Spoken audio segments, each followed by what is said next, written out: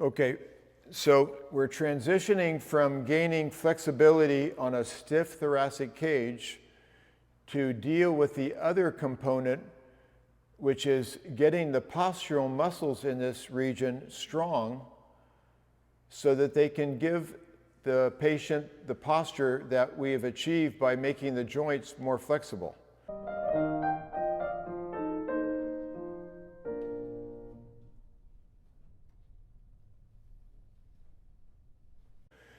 So in this exercise called frog on ball, because the legs are flexed in a way that it's like a frog getting ready to jump, she places her head on the ball with chin in and forehead lower than her chin.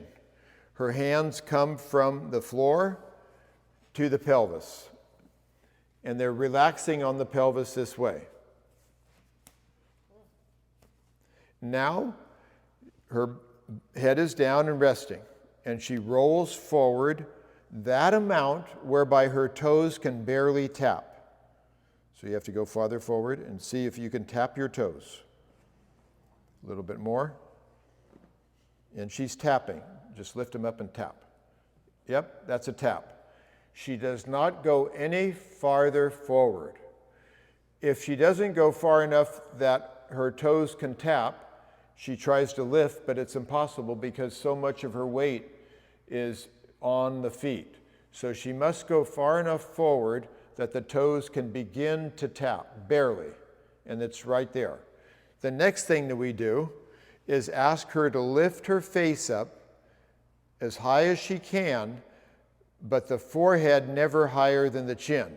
And she lifts, and she lifts, and she lifts, and then she thinks about the sternum that's now contacting the ball, and she presses it hard into the ball as she lifts.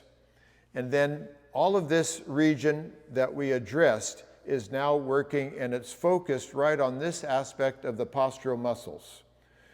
The patient has to follow the rules with regard to their neck having achieved a mid-range position here when we're starting out.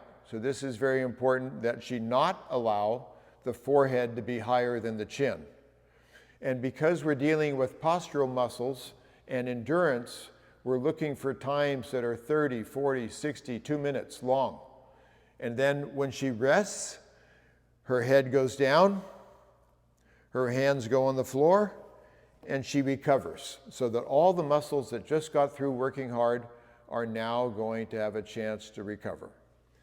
As we advance, then the hands transition from where they are to moving forward, as we'll show next. So see if your toes can still tap. They can. Okay, hands go behind the pelvis. Lift the face up maximally with forehead never higher than chin. Press the sternum into the ball. And now the hands will come equal to the shoulder. And the thumbs will lift up.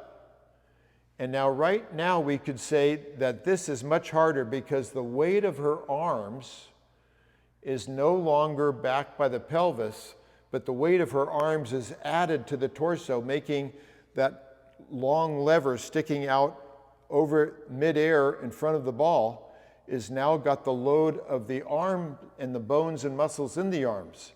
And then the farther forward she goes with those arms, the heavier it is on this area. And then the more difficult it is for these muscles to stay strong. So then she comes back and rests. Okay?